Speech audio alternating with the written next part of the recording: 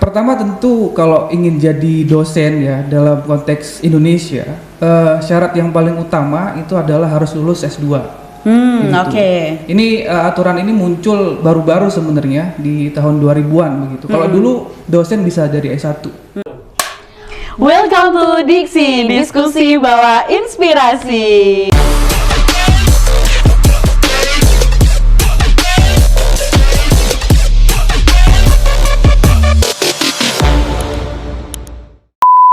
Welcome to Diksi, diskusi bawa inspirasi. Hai netizen, kembali lagi sama podcast Diksi. Nah, kali ini podcast Diksi akan menampilkan yang lebih luar biasa lagi. Otomatis lebih huru haranya lebih kuat ya lagi ya, karena kali ini podcast Diksi itu menayangkan mengenai tema dari alumni Fakultas Hukum Universitas Muhammadiyah Malang.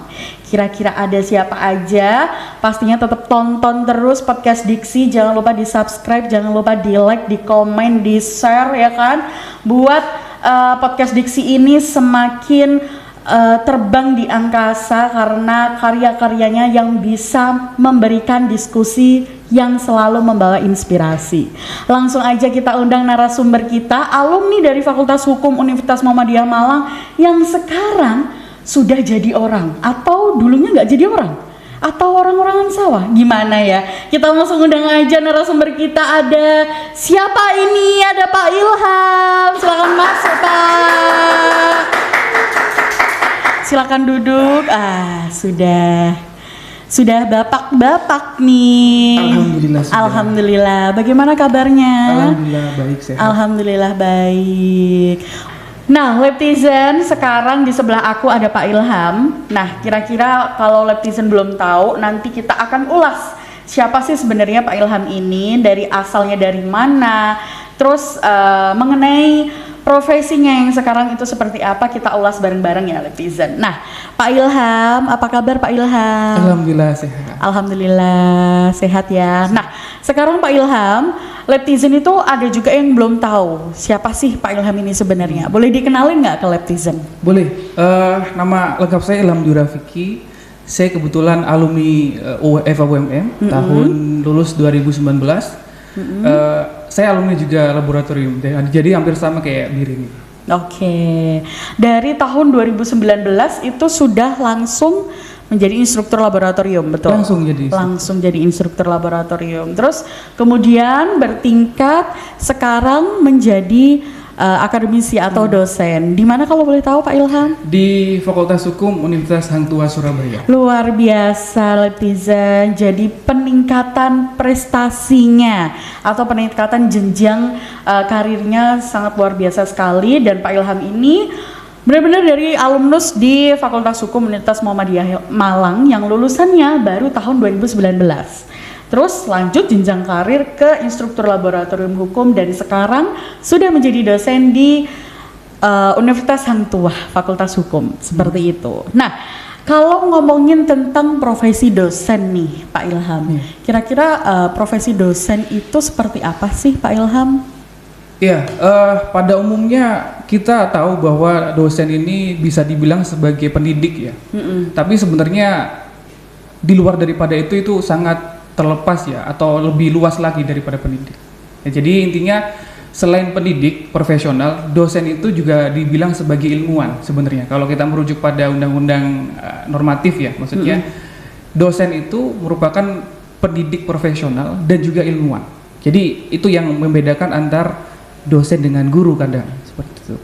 Nah, kalau ngomongin tentang keilmuan yang ada di bidang di akademisi atau di dosen, kira-kira bidangnya di dosen itu kalau misal kita kaitkan dengan perguruan tinggi seperti Tridharma perguruan tinggi, itu seperti apa Pak Ilham?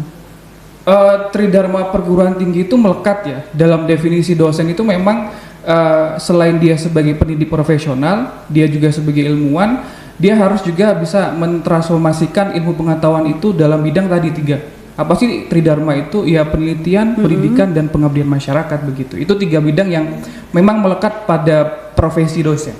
Dalam profesi dosen juga harus ada penelitian, ada pengabdian, dan ada yang satunya lagi mengenai pendidikan. Betul banget. Jadi Tridharma perguruan tinggi harus berkaitan atau selalu melekat dalam diri dosen. Nah, kira-kira netizen kalau cita-citanya yang ada jadi dosen nih, kira-kira bisa nggak Pak Ilham itu kasih syarat yang harus dipenuhi untuk menjadi dosen nantinya buat netizen yang ada di rumah Pak Ilham?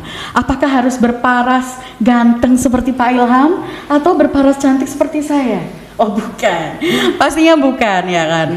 Kira-kira apa Pak Ilham?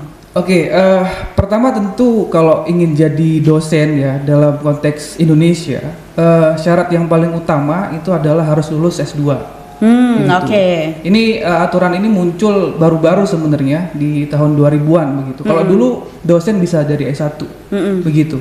Nah setelah itu kemudian dia harus kemudian memenuhi syarat-syarat yang pada umumnya itu ada, baik itu profesi dosen, PNS. Contohnya apa kayak sehat jasmani dan macam-macam itu yang jadi syarat primer lah bahasanya atau yang lain begitu.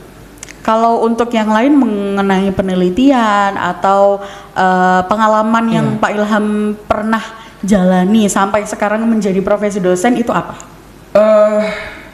Mungkin begini ya, memang nanti kita akan bahas lebih panjang lagi. Sebenarnya untuk persiapannya panjang ya untuk jadi dosen itu. Tapi untuk kalau ditanya soal syarat apa, ya syarat itu yang utama harus S2. Nah kemudian harus mengikuti seleksi dosen, bisa dosen swasta atau dosen perguruan tinggi negeri kan begitu. Nah penunjang-penunjang yang lain kayak tadi Mbak Birin disebutkan kayak penelitian dan hal-hal lain, publikasi yang lain itu sifatnya pendukung saja, jadi nilai tambah. Syarat yang normatif itu ya harus kemudian tadi tuh kalau sebelum jadi dosen ya, tapi kalau setelah jadi dosen nanti ada jenjang-jenjangnya. Ada jenjang-jenjangnya. Kira-kira jenjang apa aja yang kalau nanti netizen bisa masuk jadi dosen, cita-citanya jadi dosen. Nah, kira-kira harus dipersiapkan apa saja untuk mengejar jenjang-jenjang yang ada di dosen? Persiapannya tadi ya, saya sering katakan begini di dalam kalau diskusi sama adik-adik tingkat saya yang ingin jadi dosen, karir dosen itu seperti mengejar kupu-kupu. Seperti mengejar kupu-kupu, definisinya.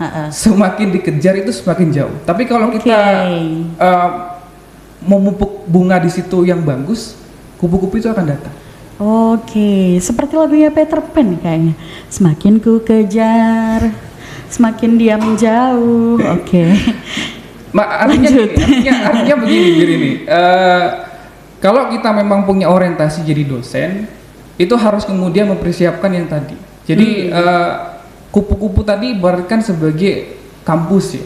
Kampus itu kan melihat sebagai sosok calon dosen itu yang memang proper gitu, yang memang layak nanti untuk menjadi tenaga pendidik ya begitu atau dosen itu.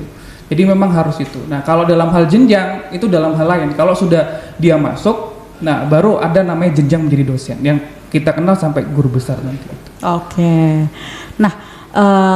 Mungkin Bir ini kepo ya Pak Ilham ya, mungkin dari netizen juga. Kira-kira dulu cita-citanya Pak Ilham sewaktu kecil apa?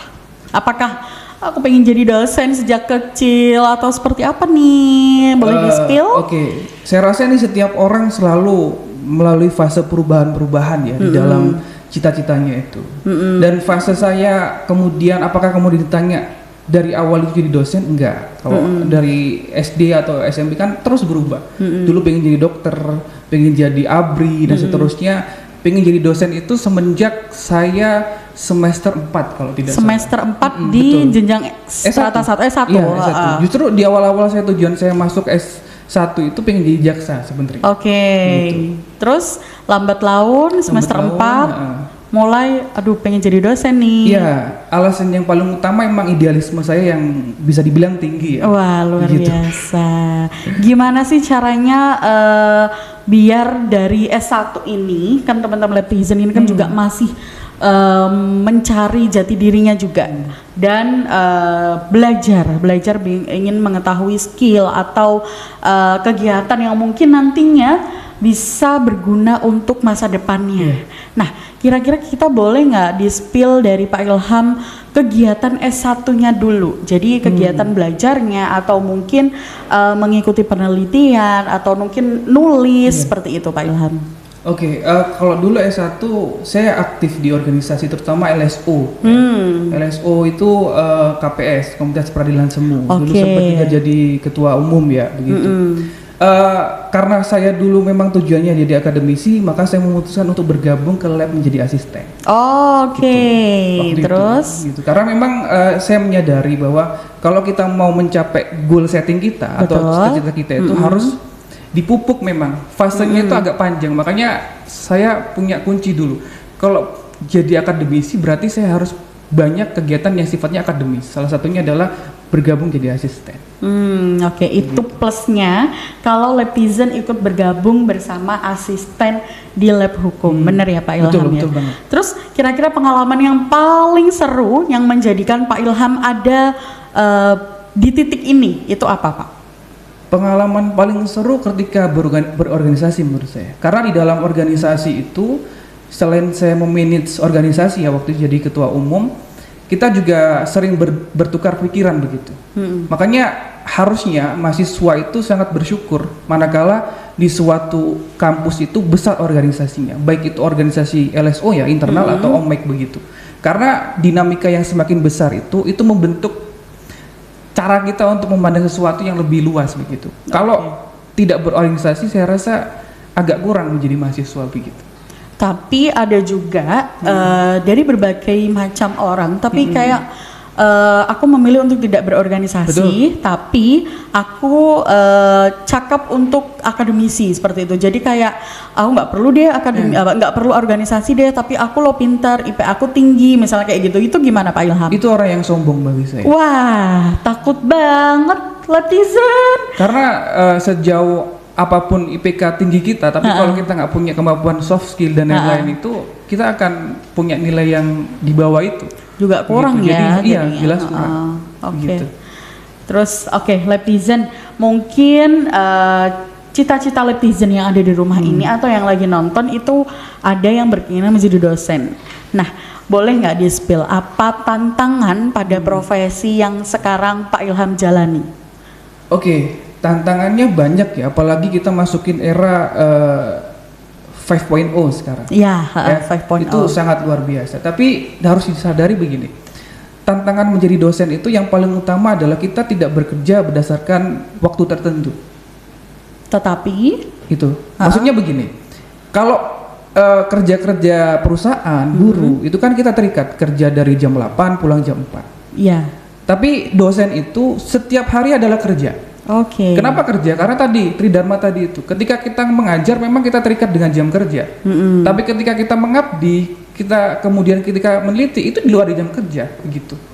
Jadi memang harus disadari itu tantangan yang paling saya rasakan. Jadi Sabtu Minggu saya masih kerja, begitu. Hal ini juga dalam berkaitannya dalam profesi yang sekarang Pak Ilham ampuh, berarti juga berkaitan dengan rasanya atau pinternya kita untuk memanajemen waktu. Betul sekali. Nah, buat Pak Ilham sendiri, ada nggak tips untuk memanajemen waktu yang harusnya bisa dibagi, dan itu kan biasanya manajemen waktu kita dibelajari saat kita S1 ya, bahkan sebelum itu mungkin di SMA ikut organisasi atau dan lain sebagainya. Nah, kira-kira dalam Pak Ilham berada di posisi sekarang profesinya, itu gimana caranya Pak Ilham membagi waktu sejak di bangku perkuliahan? Tentu yang utama adalah pahami skala prioritas. Jadi memang kita kuliah organisasi itu kan kemudian bisa di range ya, mana skala prioritas begitu. Dan juga perlu ingat bahwa beberapa ulama itu bilang bahwa waktu ini ibarat senjata. Kalau kita itu menyia-nyiakan waktu, umur kita itu akan ya ibaratnya terpotong begitu tanpa sadar. Nah sekarang kalau Birini tahu mungkin atau yang lain juga tahu, Indonesia ini ya faktanya merupakan negara yang paling tinggi pengguna gadget, gitu. Jadi ini kan sangat luar biasa. Menurut saya tantangannya adalah seberapa bisa memanage gadget itu. Itu bagi saya yang tantangan yang luar biasa untuk memanage waktu. Karena itu bagaimana tipsnya? Ya harus dipilah-pilah. Kapan saya harus pegang HP, kapan kita harus buka laptop, kapan kita harus kerja baca buku itu. Kalau ngomongin tentang perkembangan zaman yang sekarang, bahkan lebih berkembang pesat ya, karena memang ada elektronik yang makin merajalela dan lain sebagainya. Bahkan anak bayi pun sekarang sudah nontonin YouTube, nontonin Cocomelon kayak Cipung ya kan, Baby Shark ya kan, kayak gitu. Nah, kira-kira dari Pak Ilham ini sebagai bapak baru juga nih ya teman-teman Letizen ya, bapak baru juga, kira-kira gimana sih sebagai akademisi kita bisa mengedukasi semua kalangan? Iya. Nah, semua kalangan di era sekarang itu bagaimana, Pak? Sebenarnya kewajiban untuk mengedukasi itu bukan terletak pada alim ya. Alim itu bahasanya adalah pengajar, kayak semacam dosen begitu. Makanya di dalam salah satu kitab yang mungkin yang lain juga kenal, Ta'lim wal Muta'alim itu, setiap orang itu adalah guru. Dan setiap orang itu juga murid. Jadi kewajiban kita memberikan tadi itu motivasi itu sebagai kewajiban kita sebagai manusia, gitu. Tapi sebelum memotivasi, belajar dulu. Jadi jangan sampai memotivasi orang tapi nilainya nggak ada. Begitu. Oke, Pak Ilham, kira-kira selain tantangan yang Pak Ilham tadi sebutkan dalam profesi ini, suka duka apa yang menjadi Pak Ilham ini berprofesi sebagai dosen? Sukanya apa, bisa dijelasin tuh. Kalau dukanya seperti apa? Kalau sukanya, ini juga sebagai alasan saya gabung menjadi dosen ya. Paling saya suka itu apa? Karena kalau saya memutuskan untuk jadi dosen, saya selalu disuruh untuk belajar. Iya. Itu mau nggak mau otomatis itu. Jadi karena ketika setiap kita membuat bahan aja dan seterusnya, otomatis kan kita belajar. Nah itu saya gemar di situ. Karena saya meyakini kalau orang itu berhenti belajar, maka dia akan juga berhenti menjadi manusia. Begitu. Jadi harus kemudian memang terus belajar, itu suka yang pertama. Yang kedua, saya ada kepuasan tersendiri manakala bisa memberikan ilmu kepada mahasiswa saya. Artinya membuat orang itu yang sebelumnya nggak paham menjadi paham, itu ada semacam momen kalau bisa dibilang eureka lah begitu. Jadi kayak suka aja begitu. Itu. Nah kemudian kalau apa suka nggak sukanya tadi? Suka dukanya. Dukanya itu kurang lebih gini. Karena tadi waktu kita yang kompleks ya, kadang kita waktu sama keluarga agak kurang begitu. Nah itu yang kemudian memang harus di manage benar-benar begitu. Dan kemudian hal-hal yang lain, kadang memang dosen ini kan dipandang sebagai profesi yang nggak ada duitnya. Kok bisa gitu? Iya, karena kan kebanyakan, tapi nggak semua kampus ya. Tapi emang kerja dosen itu kerja lebih banyak pengabdian tadi terhadap ilmu pengetahuan. Gitu. Gitu. Tapi untuk ketemu mahasiswa kayak gitu, mahasiswa yang baru atau tantangannya dari mahasiswa sendiri, kira-kira Pak Ilham gimana? Kan mahasiswa tuh banyak tuh macamnya. Kita juga bertemu sama orang yang kita juga bertemu dengan mahasiswa yang macem-macem nih. Gitu. Kira-kira Pak Ilham waktu ngajar tuh gimana Pak? Nah di situ saya juga itu menjadi salah satu bidang suka saya. Karena kita harus belajar juga untuk memahami ya. Makanya kan jadi dosen itu selain kita belajar ilmu kita pribadi kayak hukum gini, harus sedikit-sedikit belajar soal psikologi. Psikologi bagaimana ngobrol dengan orang, tata krama macam-macam, itu harus dipelajari juga. Kayak gitu. Dan pun tipe-tipe mahasiswa ini juga banyak nih Pak Ilham ya. Mulai dari ada yang memang dia itu ngedengerin dan bisa sampai tuh ilmunya. Ada juga yang enggak, ada juga tidur ada. Nah kayak gitu tuh, kayak gitu menyikapi hal yang seperti itu di tengah profesi Pak Ilham sebagai dosen itu kira-kira bagaimana Pak? Saya meyakini bahwa menuntut ilmu itu tidak boleh ada paksaan sebenarnya. Karena kognitif manusia itu kalau kemudian dipaksa pasti ujung-ujungnya kan nggak nyampe di dalam otak dia begitu. Tapi saya di dalam kemudian mengajar selalu kasih motivasi. Nah itu yang kemudian merangsang mahasiswa agar sebisa mungkin memperhatikan. Dan saya selalu disclaimer, nanti fase-fase saya menjelaskan 45 menit ke atas pasti nanti ngantuk, nggak apa-apa. Makanya di kelas saya itu saya terbuka, kalau mau minum nggak apa-apa, ke toilet silakan, diskusi silakan. Boleh. Makan soto, bakso? Nggak boleh kalau makan soto. Nggak boleh. Gitu. Karena memang manusia itu seperti itu. Kita aja merasakan kalau dengerin dosen begitu, kalau udah 1 jam ke atas pasti ngantuk. Itu manusiawi memang. Pak Ilham ada pengalaman seperti itu juga? Ada. Oh ada. Berarti dulu S1-nya pernah tidur ya? Kalau tidur enggak sih. Cuma Ngantuk. Oh ngantuk tapi kan bisa tidur ya netizen ya. Oke. Pak Ilham, kira-kira ada pesan atau kesan yang harus disampaikan ke netizen ya kan? Bisa langsung disampaikan aja. Kira-kira netizen yang pengen jadi dosen nih ya, profesi dosen, nanti cita-citanya pengen jadi dosen, kira-kira ada nggak pesan sama kesan yang harus disampaikan sama netizen? Silakan. Oke, pesan-kesannya pikir matang-matang kalau kemudian ingin jadi dosen ya. Karena dosen ini profesi yang bisa dibilang profesi profesional tadi, selain ilmuwan harus memang siap untuk mengabdikan diri terhadap ilmu pengetahuan, itu dulu. Nah, kalau sudah memang dirinya itu matang memutuskan menjadi dosen, siapkan itu semua. Gitu, kayak apa yang perlu disiapkan, saya sering bilang ya di forum-forum itu ada 3 cara untuk kemudian, atau 3 komponen sebelum kita mempersiapkan diri menjadi apapun itu, entah profesi soal jaksa atau profesi soal hakim, macam-macam. Ada 3 cara. Siapkan dulu habitusnya, kebiasaan kalian, habituasi, kebiasaan yang baik juga. Betul. Yang kedua, siapkan arena kalian. Arena itu tempat kalian untuk belajar. Yang ketiga, kapital, siapkan bahannya. Kalau semua ini dipersiapkan dari sekarang, yang kemudian itu matang semuanya, saya yakin siapapun bisa sampai kepada goalnya yang diinginkan, termasuk menjadi dosen. Contoh misal, kalau saya ingin jadi dosen misal, apa bahannya? Buku-buku saya harus baca, kan gitu. Nah, setelah itu kapital atau arena ya, arena dulu. Saya butuh arena nih untuk belajar mempersiapkan diri jadi dosen. Saya masuk lab. Kenapa? Di lab saya jadi asisten, instruktur, otomatis kita harus belajar namanya cara mengajar yang benar. Iya, betul. Kan begitu. Nah, kemudian habituasi. Biasakan melakukan kebiasaan yang baik ya, baca buku, menulis dan lain sebagainya. Itu contoh 3 hal ini bisa mendukung kita mencapai suatu goal tadi. Betul banget. Dan itu juga harus ada habit-habit yang baik juga, kebiasaan kita yang baik juga. Dan menurut saya juga, saya walaupun sudah di laboratorium hukum ya menjadi instruktur ini, itu hanya untuk jembatan kita aja.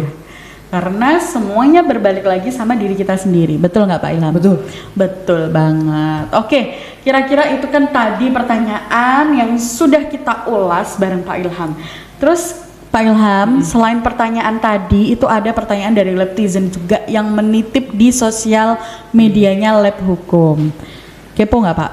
Kepo dong. Oh, boleh kita tayangkan dulu apa sih pertanyaan dari netizen yang ada di sosial medianya Laboratorium Hukum. Oke, pertanyaan yang pertama itu dari @fakta_kaira. Ini pertanyaannya gini nih Pak Ilham. Dosen kan kebanyakan waktunya digunakan untuk mengajar di kelas atau di fakultas. Apakah sempat membagi waktu menjadi peneliti sekaligus dosen? Dan kalau sempat, bagaimana cara membagi waktu antara jadi peneliti dan dosen? Terima kasih Min. Oke, sama-sama. Salam juga buat narasumbernya. Langsung dijawab Pak Ilham. Iya. Ini perlu diulas dulu sebenarnya pertanyaan ini. Kenapa Pak Peneliti Ilham? dalam hal ini itu konteks pertanyaan Mas siapa ini? Fakta ini. Itu peneliti eksternal atau di luar daripada kegiatan Tridharma tadi. Kalau Tridharma kan pendidikan, penelitian dan pengabdian masyarakat, ya. Penelitian itu include jadi profesi dosen, otomatis ya. Nah, pekerjaan ini itu. Nah, tapi ada juga peneliti yang eksternal. Kita mungkin menjadi peneliti di institusi lain begitu. Nah, tapi di sini mungkin kita ibaratkan sebagai peneliti Tridharma aja. Ya begitu ya.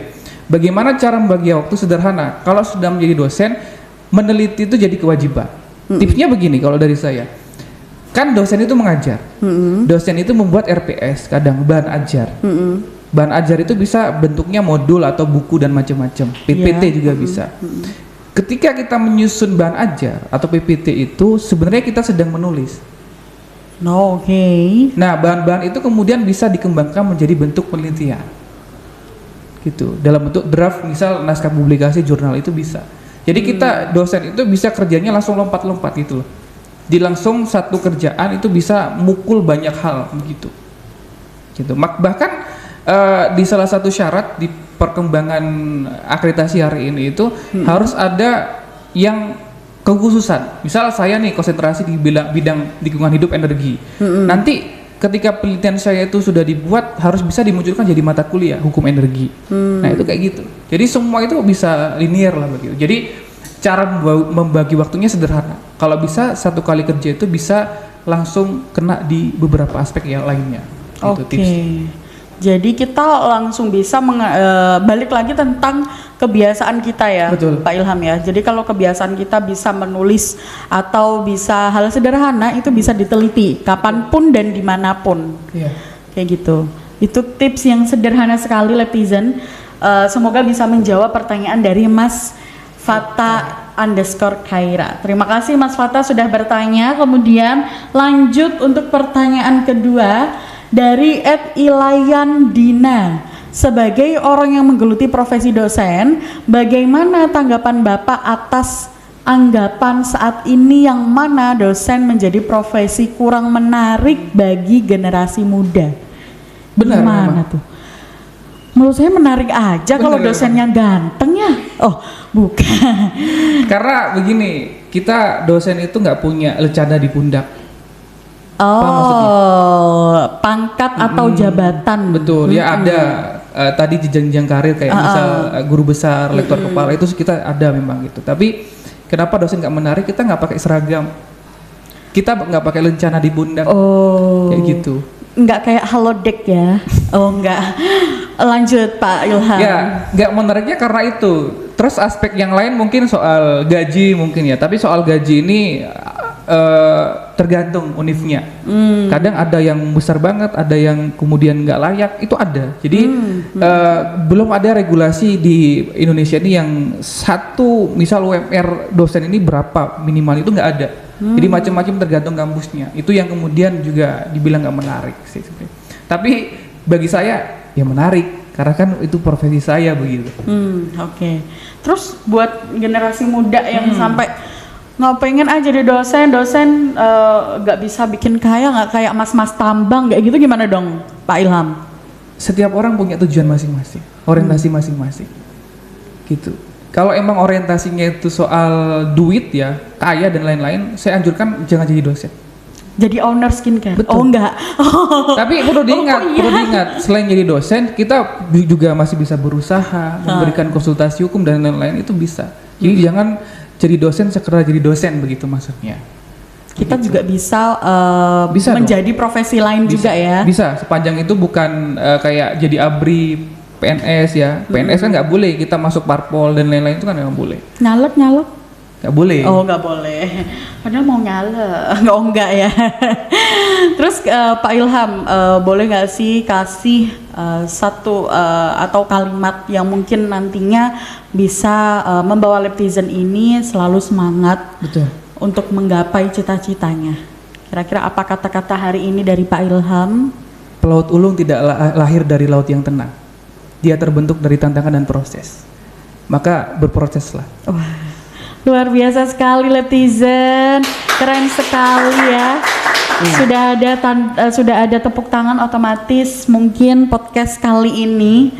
Ya, terima kasih banyak Pak Ilham. Podcast kali ini disudahi karena kita sudah mengulas alumni dari Fakultas Hukum Universitas Muhammadiyah Malang yang sekarang berprofesi sebagai dosen di Fakultas Hukum Universitas Hang Tuah Surabaya, Pak Ilham Dwi Rafiki, dan beliau ini sangat luar biasa sekali. Kita menjadi bangga ya menjadi bagian dari Fakultas Hukum Universitas Muhammadiyah Malang yang mengantarkan setiap mahasiswanya untuk bisa menggapai cita-citanya dan masa depan seperti itu. Terima kasih banyak Pak Ilham atas waktunya. Salam untuk keluarga di rumah. Sampai bertemu di podcast Diksi lainnya yang semoga podcast Diksi ini bisa selalu untuk berdiskusi tapi juga membawa inspirasi untuk netizen. Terima kasih banyak Pak Ilham. See you guys. Dadah. Assalamualaikum warahmatullahi wabarakatuh. Waalaikumsalam warahmatullahi wabarakatuh.